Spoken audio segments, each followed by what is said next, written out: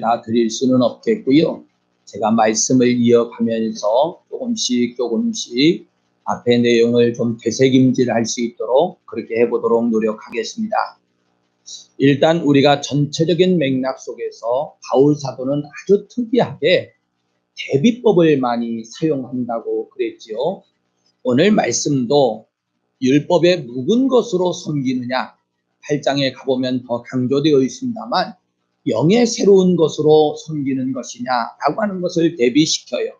예전 성경에는 의문이라고 하는 것으로 사용을 했는데 이제 율법 조문이라고 하는 것으로 새롭게 번역이 되어져 있습니다. 어찌되었던 같은 맥락에 그러니까 율법 조문에 묵은 것으로 섬겼던 삶이 이제는 예수 그리스도로부터 성령님이 우리에게 임재하시고 나서는 영의 새로운 것으로 섬기는 삶이 이루어지는 거지요. 예수님께서도 새 포도주는 새 부대에야 넣어야 한다라고 한 말씀도 같은 맥락 속에서 주신 말씀이었습니다. 사실요, 바울 사도가 참 심한 박해를 많이 받았다 그랬어요. 선교하는 것이고 복음을 증거하는 것임에도 불구하고 그가 이토록 많은 박해를 겪었던 것은 이방인들로서가 아니었습니다. 유대인들 때문에 많은 박해를 받았는데 이유는 다른 게 아니에요. 율법을 전한 것이 아니고 새 영으로 숨기는 법을 전하다 보니 유대인들에게 반감을 살 수밖에 없었고 많은 박해와 고난을 겪었었습니다. 어찌되었던 오늘 우리가 이제는 한 번 더 구체적으로 전개시켜야 될 부분은 뭐냐면 율법 조문에 묵은 것으로 섬길 것이냐 아니면 영의 새로운 것으로 섬길 것이냐라고 하는 문제입니다. 사실요, 말은 쉬운데요, 정작 우리의 모습을 살펴보면 이게 결단코 쉬운 문제가 아니라고 하는 것을 성경으로도 역사적으로도 좀 살펴볼 수 있습니다. 성경으로 살펴보면 이런 거예요. 예루살렘 초대교회가 이제 한참 부흥하고 성장하고 이방인들에게까지 복음이 증거되어졌을 때 사실은 이 율법, 이 문제 때문에 심각한 혼란이 겪어지게 되었습니다. 우리가 잘 알고 있는 대로 이방인들도 할례를 받고 구원의 문제를 이루어야 되느냐 아니면 할례를 받지 않아도 되어지는 거냐 또 율법 속에 있는 피를 먹는 거냐 먹지 말아야 되느냐 등등등 많은 내용으로 혼란을 겪게 되었어요. 그래서 제1차 예루살렘 공회라고 하는 예루살렘 교회에 이 문제를 놓고 회의를 할 정도로 어떤 특별한 결정을 할 정도로 큰 문제였습니다. 율법으로 섬기는 것이냐 영의 새로운 것으로 섬기느냐가 출발부터 이렇게 많은 혼란을 겪었다는 거예요. 또한 대표적인 예를 들어드리면 안디옥에서 있었던 일인데 베드로 사도가 이 안디옥에 와가지고 이방인들과 함께 식탁 공동체를 나누고 있다가 저 유대로부터 사람들이 온다, 예루살렘으로부터 유대인들이 온다 소리를 듣고 도망갈 지경이었어요. 어느 정도로 이 율법의 문제냐 새 영의 문제냐가 큰 혼란의 문제였고 아주 어렵고 심각한 문제였다고 하는 것을 우리가 잘 알 수 있어요. 그런데 성도 여러분, 여기 이제 조금 정리를 좀 하고 지나가야 될 것이 있습니다. 여기 율법 조문이다, 의문에 묵은 것으로다라고 하는 것은 물론 구약 시대에 주어졌던 모세의 율법, 기록된 성경을 말하는 것일 수도 있습니다. 그런데 이 시대에 와서 문화적 조건 등을 좀 따져보고 사실은 율법의 조문에 묵은 것과는 우리가 그렇게 특별하게 관계가 없는 이 시대의 우리의 입장에서는요, 사실 이 부분을 우리 문화의 조건에 맞춰서 적용해 볼 필요가 있어요. 사실 저나 여러분들이 율법 문제 때문에 심각하게 고민한 적이 있으신가요? 솔직히 그렇지를 않아요. 왜? 우리의 문화, 우리 종족에 포함된 내용이 아니었거든요. 그러면 이 시대 속에서 율법이라고 하는 말을 제가 예전 성경을 따라서 의문에 묵은 것으로 라고 하는 의문으로 표현을 좀 해볼게요.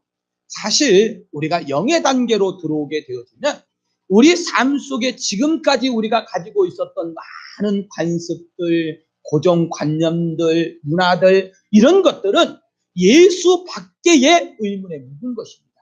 그런데 이게 너무나도 우리에게는 습관이 되어져 있고 삶의 아주 큰 자리를 차지하고 있어요.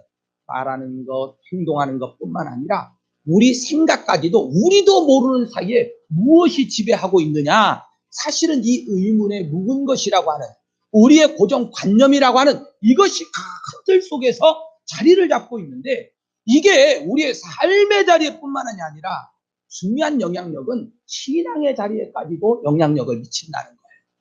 계속해서 성경은 의문에 묵은 것으로가 아니고 영의 새로운 것이라고 말씀하고 있음에도 불구하고 우리는 불현듯 나도 모르는 사이에 조금만 깜빡하면 또다시 의문에 묵은 것으로 돌아가 있는 거예요. 잘 생각하셔야 돼요. 그러면 성경은 도대체 여기에 대해서 뭐라고 말씀하고 있을까? 얼마나 이것이 큰 문제인가를 먼저 쭉 살펴보고 있는데 고린도후서 3장에 가보면요.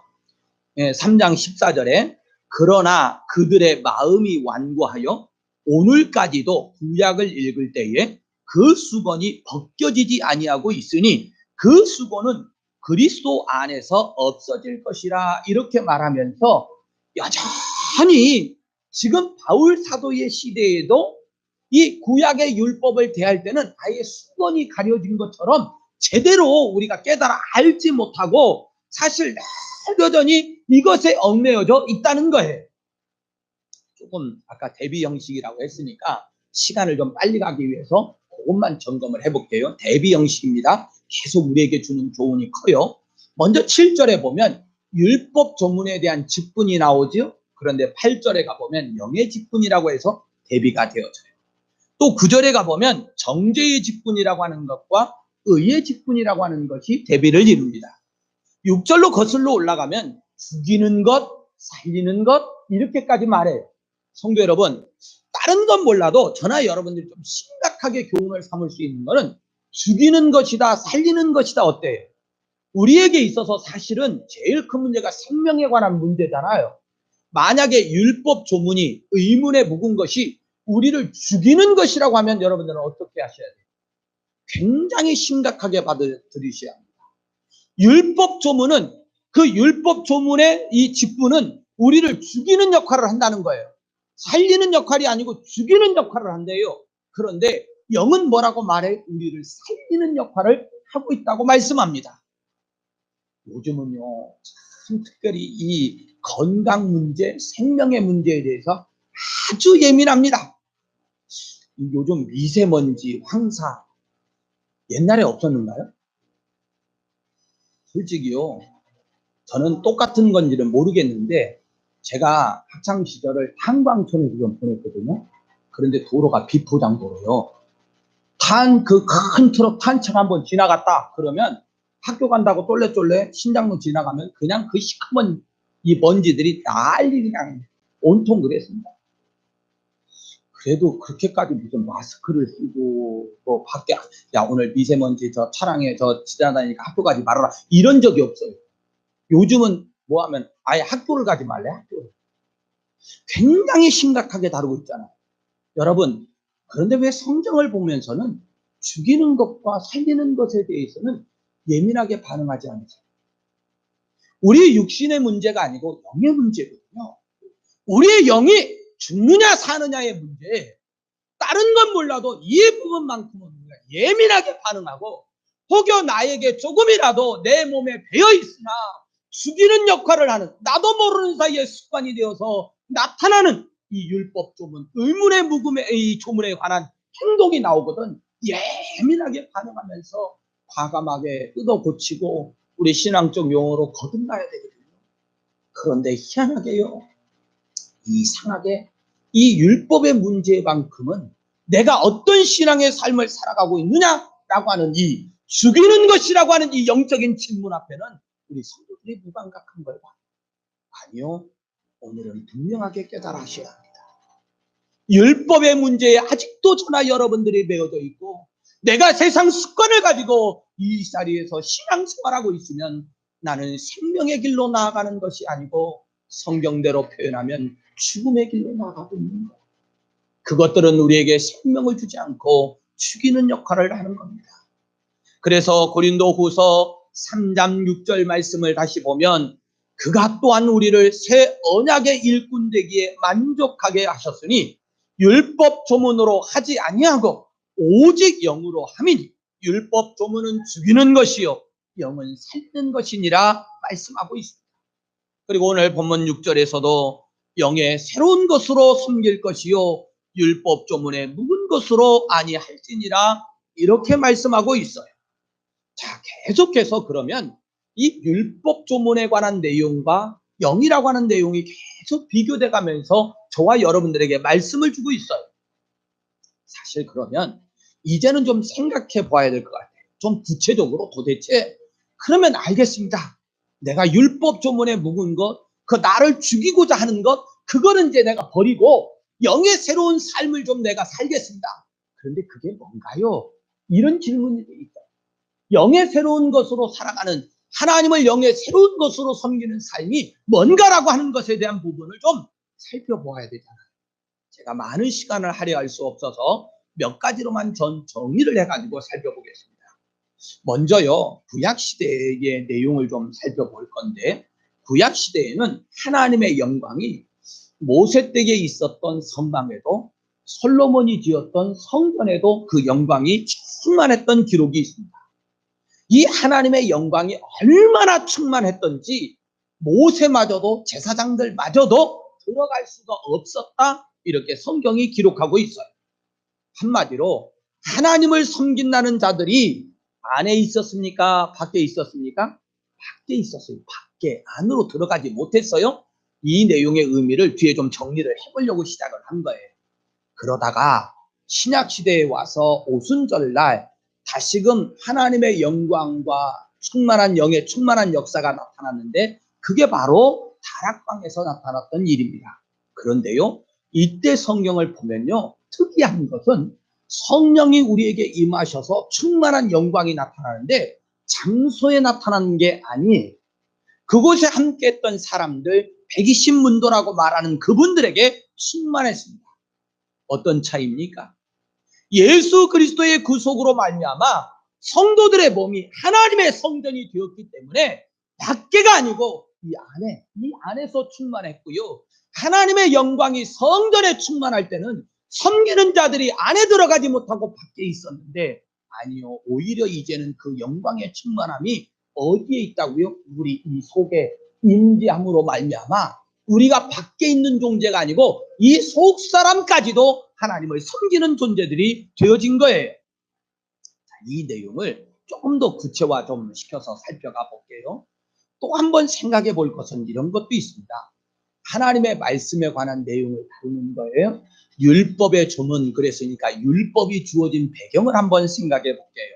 성경은요, 이것을 아주 대비시켜서 우리에게 말씀하기도 하는데 율법은 돌비석에 주셨다 그래서 돌비에 기록해서 주어진 것으로 말씀하죠. 그렇죠? 그런데 영의 새로운 것은 어디에 새겼다고 말해요? 이 신비, 마음, 이 신비에 새겼다 이렇게 말해요. 고린도후서 3장 3절에 가보면 하나님의 영으로 쓴 것이며 또 돌판에 쓴 것이 아니요 오직 육의 마음판에 쓴 것이라 이렇게 말씀해요. 히브리서 8장 10절에 가봐도 내 법을 그들의 생각에 두고 그들의 마음에 이것을 기록하리라. 하나님의 법이 돌판 정도에 기록되어 있는 게 아니고 하나님께서는 이제 영으로 친히 우리의 마음, 우리의 생각에 기록한 말씀이 되게 하셨다는 겁니다. 좀 더 전개시켜가면서 또 정리해 보십시다. 그래서 또 하나 생각해 볼 것은 구약시대에는 섬기는 법칙이 앞에서 살펴보았습니다만 밖에 있었어요. 그런데 이 신약시대에 와서는 섬기는 법칙, 그 말씀의 법, 이 표준이 어디에 있느냐? 우리 안에 있는 겁니다.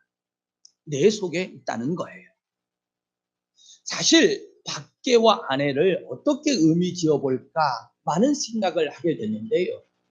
밖에 있는 것들은요, 우리가 혹여한다고 해도 오늘 성경이 죽음에 관한 문제를 다루고 있으니까 사실은 마지못해 사는 복종일 수가 많습니다. 그런데 내 속에서 일어나는 일들이면 마지못해서 하는 것이 아니고 정말로 중심에서 우러나오는 순종의 삶을 살 수 있는 거죠. 내 속사람이, 내 영이 하나님 앞에 섬기는 삶을 살 때 억지로냐, 아니면 정말로 우러나오는 순종의 삶이냐는 엄격한 차이가 있는데, 사실은 율법 조문에 묵은 것으로 하지 말아라 라고 할 때는 이미 율법 조문은 실패했다는 것. 사람들이 하나님을 섬겨도 세상의 복을 바라고 섬기든지 아니면 억지로 한다. 그런데 성령 하나님이 이 속에 오셔서 우리의 생각과 마음에 기록해 주신 말씀들은 우리 속에서부터 자발적으로 우러나오는 순종이 되어지고 친정 하나님 앞에 드리는 섬김이 되어진다는 것입니다. 그래서 성경에는요, 이 내용을 혹여 오해할까봐 강권함이라고 말씀을 하는데, 우리 속에서 끊임없이 성령님이 역사하실 때 하나님을 섬기는 것 자체를 강권한다라고 하는 표현을 쓰기는 쓰지만 오해하지 말라고, 어떤 강권함이라고 말하느냐, 사랑의 강권함이라 그래요. 그래서 고린도후서 5장 14절을 읽어드리면 그리스도의 사랑이 우리를 강권하시는도다. 사랑이 우리를 강권한데 억지로 하는 것이 아니고 무엇을 따라하는 순종이죠? 사랑을 따라서 하는 순종이라는 겁니다. 헌신과 봉사도 다 그렇다고 말할 수 있어요. 즉 한마디로 말하면 영예스러운 것으로 섬기는 원동력은 사랑이고요, 내 속에서 자발적으로 우러나오는 순종을 통해서 하나님을 섬기게 된다는 것입니다. 조금 더 정리를 해볼게요. 자, 그러면 이제 좀 나눠보십시다. 의문, 즉 율법에 묵은 것으로 섬기는 삶, 영의 새로운 것으로 섬기는 삶의 구체적인 내용은 뭘까? 조금 몇 가지로만 좀 빨리 구분을 줘볼게요. 사실 율법으로 사는 사람은 무서워서 종의 이 영의 지배를 받습니다. 그런데 영으로 사는 사람은 아들의 영을 받았기 때문에 아바 아버지라고 부르면서 이 아들의 영의 지배를 받습니다. 8장 15절에 가보면 양자의 영을 받았으므로 우리가 아빠 아버지라고 부르짖느니라 이렇게 말씀을 해요. 또 의문, 이 율법의 사람은 항상 형벌이 두려워서 눈가림으로 하듯 법을 지키려 합니다. 하나님께서는 그런데 우리의 뭘 보신다고 그러죠? 중심을 보신다고 하잖아요. 외모만 하나님을 섬기는 척 한다고 해서 우리한테는 통할런지 모르지만 누구한테는 안 통한다? 하나님께는 안 통하는 겁니다.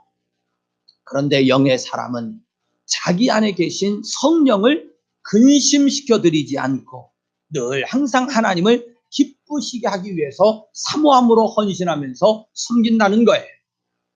또 율법은 사람을 정죄한다고 합니다. 그런데 영은 허다한 죄를 덮는다 이렇게 말씀을 해요. 율법으로 섬기는 자는 법 맞아요. 그래서 이스라엘 백성들이, 유대인들이 참 특이한 거를 예전에 한번 말씀드린 적이 있는데, 그분들은 안식일을 지킨다고 그랬죠. 토요일 날 안식일을 지켜요. 그러다가 저녁 6시가 되더라 주방에서 조리를 하다가 그만 깜빡 잊고 가스를 못 껐어. 그러면 이 가스불이 지금 한참 막 타가지고 문제가 생겼는데도 불구하고 그걸 끄게 되면 안식일 날에는 법을 어기는 것이 돼가지고 죄가 되네. 그러니까 또르르 달려와가지고 선교사님한테 뭐 해달라고 그런다고 했어요?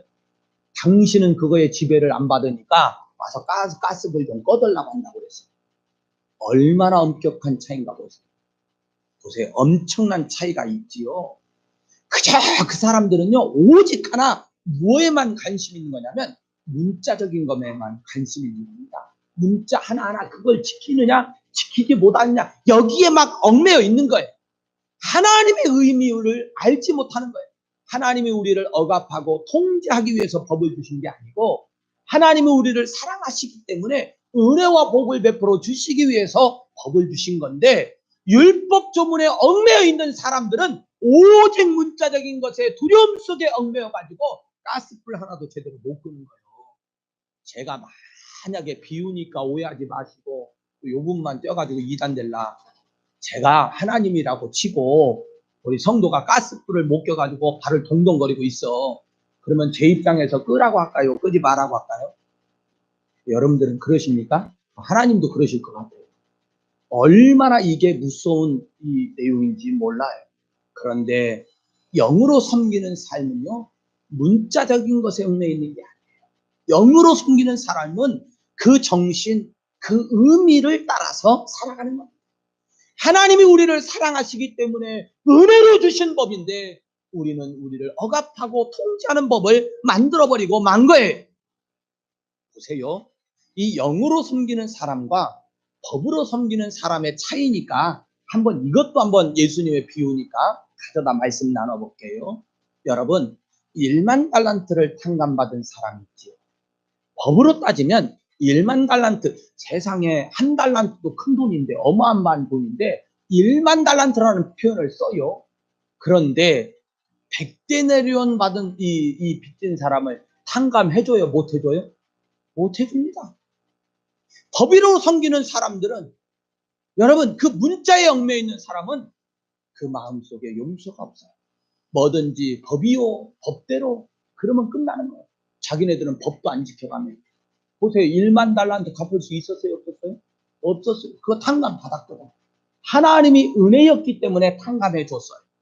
결국 영으로 섬기는 삶은 1만 달란트 빚진 자도 탕감해 줄 수 있지만, 의문, 법으로 사는 사람은 100데나리온 빚진 사람도 멱살을 잡고 재판장에 끌고 가고 용서하지 못해요.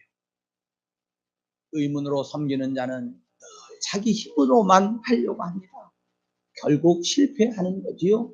그런데 영으로 섬기는 사람은 자기의 행실은 죽이고 성령의 도우심을 받습니다. 성령은 우리의 연약함을 도우신다고 성경은 말씀하고 있어요. 의문으로 섬기는 사람은 실수하고 넘어졌을 때에 그를 용서해주고 위로해주고 싸매어줄 리가 없습니다. 얼마나 이 법이라고 하는 것은 냉혹한지 몰라요. 그래서요, 마르코 폴로의 그 여행기라고 하는 것을 보니까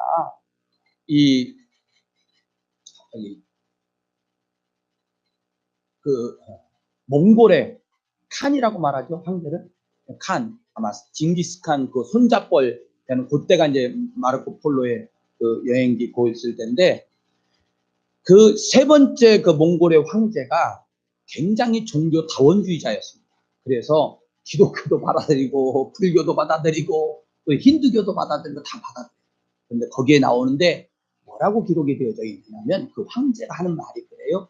성경에는 눈은 눈으로, 손은 손으로 이래놨다는 거예요.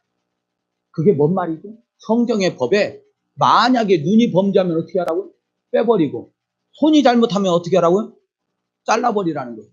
그런데 그 황제가 모르고 하는 소리요. 어디 성경이 그래? 하나님의 은혜를 몰랐던 거예요. 율법 조문에 기록된 걸로만 본 거예요. 성도 여러분, 이렇게 우리가 범죄하면 의문의 율법에 얽매였을 때는 우리가 긍휼히 여김을 받을 길이 없습니다. 그런데 영은 언제나 우리를 긍휼히 여겨주시고 우리를 사랑해 주시고 낙심하고 실족한 자들도 회복시켜주는 것을 보게 되었습니다. 요한일서 2장 1절에 이렇게 기록이 되었습니다. 만일 누가 죄를 범하여도 아버지 앞에서 우리에게 대언자가 있으니 곧 의로우신 예수 그리스도시라. 할렐루야. 보세요. 우리는 죄인임에도 불구하고 예수 그리스도께서 우리를 대신해서 변호해 주신다는 거예요. 그리고 우리를 용서의 자리로 나아간다는 겁니다. 율법에 모였던 사람이 탄식하는 내용이 나오죠. 오라, 나는 곤고한 사람이로다. 이 사망의 몸에서 누가 나를 건져내냐. 율법으로 하나님을 섬겼던 사람은 모두가 다 이 탄식할 수밖에 없습니다. 그런데 영으로 섬기는 사람은 8장에 가보시면 1절과 2절에 이렇게 돼 있어요. 그러므로 이제 그리스도 예수 안에 있는 자에게는 결코 정죄함이 없나니 이는 그리스도 예수 안에 있는 생명의 성령의 법이 죄와 사망의 법에서 너를 해방하였음이니라. 아멘. 사랑하는 성도 여러분, 이제 저나 여러분들이 몇 가지의 내용을 통해서 영으로 섬기는 삶이 무엇인지, 영으로 하나님 앞에 우리가 섬겼을 때에 주어지는 유익이 무엇인지를 살펴보았습니다. 오늘 저나 여러분들이 성령 하나님을 외면하지 마시고 항상 내 속에서 역사하고 계신 성령 하나님을 의지해서 하나님 앞에 나아갈 수 있기를 예수님의 이름으로 축원합니다. 아멘. 기도하시겠습니다.